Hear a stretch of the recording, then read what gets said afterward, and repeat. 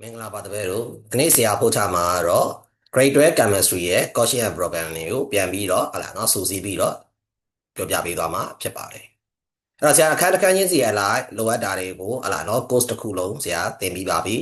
အခုကတော့ပု္ပ္ပစာလေးတွေပဲခွဲပြီးတော့ကြည့်မယ်ဆိုရင်အလွယ်တကူကြည့်နိုင်အောင်လို့ဒီပု္ပ္ပစာတွေနဲ့ပတ်သက်တဲ့အခန်းလိုက်ကိုဆရာပြောပြသွားမှာဖြစ်ပါတယ်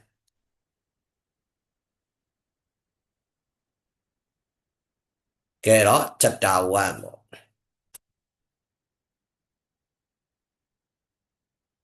အဲ့တော့ chapter 1က1.1က page number 2က figure 1.1 လေးအရင်ကြည့်အောင် description or electronic configuration of some element အချို့ addressing တွေရဲ့ electron တိဆောက်ပုံတွေကိုရှင်းလင်းချက်တဲ့ဒါလေးကိုအရင်ကြည့်အောင် on the basis of this principle and rule အဲ့တော့ဒီအခြေခံစည်းမျဉ်းနေတဲ့နိယာမတွေပေါ်မှာအခြေခံပြီးတော့ the description or electronic configuration of some element ကိုအောက်မှာပြထားပါတယ် HED atomic number 2 electron နှလုံးပါပါတယ်ဒါကြောင့်သူ့ကိုဆရာတို့ကရေးတဲ့အခါမှာ 1s2 ဒါကလေးတွေရပြီးသားဖြစ်မှာပါကြတော့ဆရာတို့ optic အနေနဲ့ရေးမဲ့အခါမှာ Hounsou poly exclusion principle တို့နဲ့ရေးတဲ့အခါမှာ 1s 1s s မှာဆရာတို့ optic တစ်ခုပဲရှိပါဒါကြောင့်တစ်ခုပဲရေးပါမယ် electron နှလုံးပါတော့ s spin နဲ့ down spin ထည့်ပါမယ်ကဲနောက် 7n ဆိုတော့ 2.5 ဒါဆိုရင်ဒီမှာ share နှစ်ခုရှိမယ် 1s2 2s2 2p2 ပေါ့ 1s2 ဒီ He call နဲ့တူလို့ helium call လေးရေးတယ်ပြီးတော့မှနောက်မှာ 2s2 2p3 ရေးပါတယ်အဲ့တော့ He က 1s2 ဆိုတော့ 1s optic ကတစ်ခု electron နှလုံးဆိုတော့ s spin down spin ထည့်ပါမယ် 2s သူကလည်း s ဆိုတော့ optic ကတစ်ခုပဲ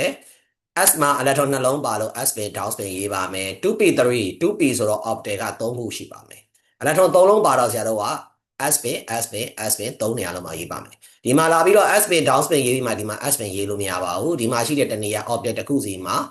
s spin တွေပဲအားလုံးရှိပြီးတော့မှတစ်ခုစီပြေးပြီးတော့မှကျန်တာကိုdown spin လိုက်လို့ရပါမယ်ကဲနောက်တစ်ခါ sampling စီရ dominant number sampling 2.8.7 1s2 2s2 2p6 3s2 3p5 1s2 2s2 2p6 ကဘာနဲ့တူလဲဆိုတော့ neon core နဲ့တူတယ်neon core နဲ့တူတဲ့ကြောင့်ဆရာတို့ကဒီမှာ neon ကိုဒါပြီးတော့အစားသွင်းလိုက်မယ်ဒီကကျန်တာ 3s2 3p5 ပေါ့အဲ့တော့ 1s2 ဆိုတော့ဒီမှာ 1s object တစ်ခု2ဆိုတော့ electron နှလုံးရှိတော့ s spin down spin 2s2 2s ဆိုတော့ object ကတစ်ခုသူကလည်း electron နှလုံးရှိလို့ s spin down spin 2p6 အဲ့တော့ p က object 3ခုလာပါမယ် electron 6လုံးဆိုတော့ s spin s spin s spin ပြီးတော့မှ down spin down spin down spin သွားပါမယ်ကဲနောက် 3s2 ဆိုတော့ 3s က object တစ်ခုဒါဆိုရင် s spin down spin electron နှလုံးရှိပါမယ်3p5 ဆိုတော့ p က object 3ခုရေးမယ်ပြီးတော့ s spin 3ခု s spin 3ခုပြီးတော့မှ down spin ဆိုတော့55လုံးပြည့်သွားပြီပေါ့နောက် 18ar 1s2 2s2 2p6 3s2 3p6 ဒါဆိုရင် 1s က object တစ်ခု electron နှလုံးဆိုတော့ s spin down spin 2s က object တစ်ခုရေးမယ် electron နှလုံးဆိုတော့ s spin down spin 2p က object 3ခုရေးပါမယ် electron 6လုံးဆိုတော့ s spinပြီးမှ down spin လာပါမယ်ကဲ 3s 3s က object တစ်ခုပါဒါဆိုရင် s spin electron နှလုံးဆိုတော့ s spin down spin 3p6 ဒါဆိုရင် p က object 3ခုရေးပါမယ် s spin down spinရေးပါမယ်ကဲတော့ 21sc အဲ့တော့21က 1s2 2s2 2p6 3s2 3p6 4s2 ပြီးတော့မှ 3d1 ပေါ့ဒါဆိုရင် 1s2 2s2 2p6 3s2 3p6 က ar ကောနဲ့တူလို့ r ကောနဲ့တူလို့ဒီမှာ ar လေးရေးလိုက်မယ်ပြီးတော့မှ 4s2 3d1 ဒါဆိုရင် 1s က object တစ်ခု electron နှလုံး s spin down spin 2s မှာ object တစ်ခု electron နှလုံး s spin down spin 2p မှာ object 3ခု electron 6လုံး s spin down spin ပေါ့ကဲနောက် 3s က object တစ်ခုရေးမယ် electron နှလုံး s spin down spin 3p က object 3ခုရေးပါမယ် electron 6လုံးဆိုတော့ s spin down spin ရေးပါမယ်ကဲ 4s2 တဲ့အဲ့တော့ 4s ဆိုတော့ object ကတစ်ခု electron နှလုံးဆိုတော့ s spin down spin ရေးမယ် 3d1 အဲ့တော့ 3d က object 5ခုရှိတော့ object 5ခုအရင်ရေးလိုက်ပါပြီးတော့မှ1ဆိုတော့ဒီမှာတစ်ခုရေးပါမယ်တစ်ခုပဲရေးရမယ်ဆိုပြီးတော့ 3d လေးကိုဒီနားလေးမှာရေးပြီးကျန်တဲ့ object တွေကိုမရေးလို့မရပါဘူး object 5ခုရှိရင်5ခုစာရေးပေးထားရမှာ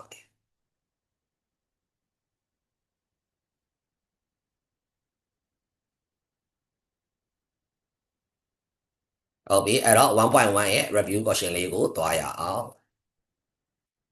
What are the lowest energy measure and set share that electron occupy နဲ့ electron တွေကိုတွေ့ရတဲ့အဓိက share တွေနဲ့ set share တွေရဲ့အနေဆုံးအောင်ပြောပြပါရတယ် အဲ့တော့ main share မှာတော့ဆရာတို့က KLMN ဆိုပြီးရှိတာ哦အဲ့တော့အနေဆုံးဆိုတော့ K share ပေါ့ set share မှာတော့ SPDS ဆိုပြီးရှိတယ်အနေဆုံးဆိုတော့ S ပေါ့ကွာ What are the directional electron spin in the same object of an atom အတန်တစ်ခုရဲ့တူညီတဲ့ object မှာ electron spin ရဲ့ဥဒိဘက်ကပါလေဒါဆိုရင်တူညီတဲ့ object ထဲမှာ electron spin ရဲ့ S spin down spin ဆိုတော့ opposite direction ရှိပါမယ်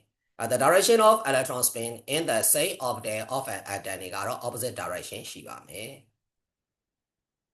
ကဲတော့ how many objects are there in S P D and D subshare အဲ့တော့ S P D D subshare တွေမှာ object ဘယ်နှခုပါလဲသူတို့ရဲ့ shape တွေကပါတယ်လေ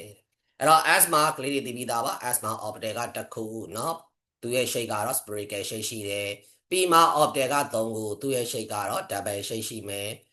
D မှာ object က5ခုသူရဲ့ shape ကတော့ double shape ရှိပါမယ်ဒါလေးရေးပြပြမယ်เนาะ S မှာ object ကတစ်ခု spherical shape P မှာ object 3ခု double shape D မှာ object 5ခု double shape ဆိုပြီးရေးပါမယ်ကဲဒီမှာ element ချုပ်ပေးထားတယ် electronic configuration ရေးရမယ်ပြီးတော့ valence electron ရေးရအဲ့တော့ valence electron ကလေးတွေ valence နဲ့မမားပါနဲ့ valence ဆိုတာကတော့ပြပဆုံးမှာရှိတဲ့ electron အရေအတွက်ကို၄ထက်ကျော်ရင်၈ထက်ရနှုတ်တဲ့ majority တိုင်းရေးတယ်ပေါ့ valence electron ကတော့သူ့မှာရှိတဲ့ electron အလုံးအရေအတွက်တိုင်းဒီတိုင်းပဲယူတာဒီ valence electron မှာပြီးတော့ Lewis sample လေးဆွဲပေးရပါမယ်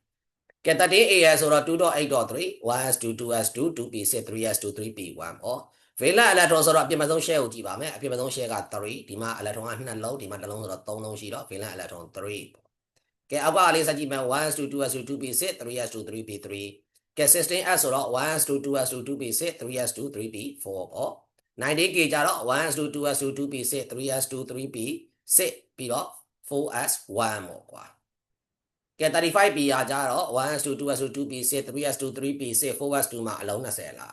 ပြီးွားရင်ဘာလာမလဲ 3d လာမယ် 3d က10เนาะအလုံး30လာပြီပြီးတော့မှ 4p ကဘယ်နှလုံးလာမလဲ5လုံးလာမှာပေါ့ 4p5 ကဲ 36k အားကြတော့ဒီမှာ 4p 6ပေါ့ကွာ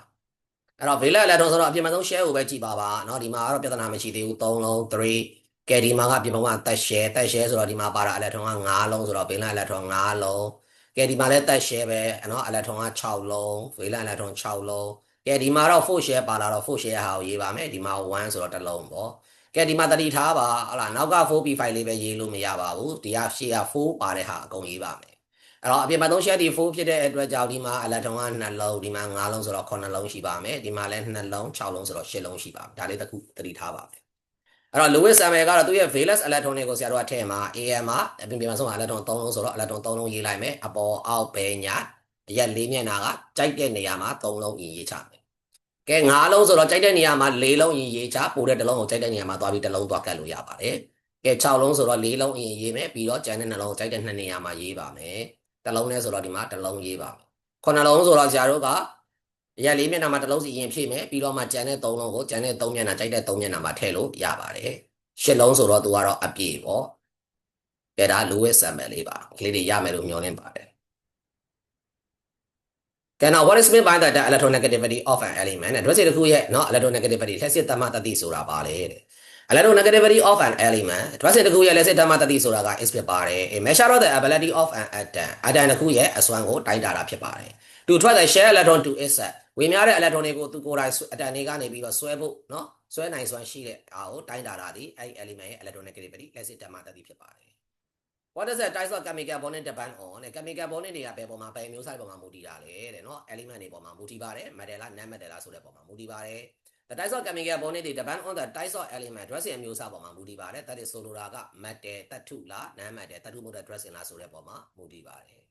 စီကတော့ main types of chemical bonding တွေပြောရမယ်ပြီးတော့အဲ့ရနေဆရာတို့ကဘယ် force က strong ကဖြစ်လဲပေါ့အဲ့တော့ main types of chemical bonding ဆိုတာကလေးတွေ grade 10ကလေးကသိခဲ့ပြီးသားပါเนาะ ionic ပေါ် covalent ပေါ် metallic ပေါ်ပေါ့အဲ့ဒီထဲမှာဘယ် force က strong ကအဖြစ်ဆုံးလဲဆိုတော့ bond strength တိုးတဲ့ဟလာနော် bond length တိုးတဲ့เนาะဆရာတို့ ionic bond ဒီ strong ကအဖြစ်ဆုံးပါပဲ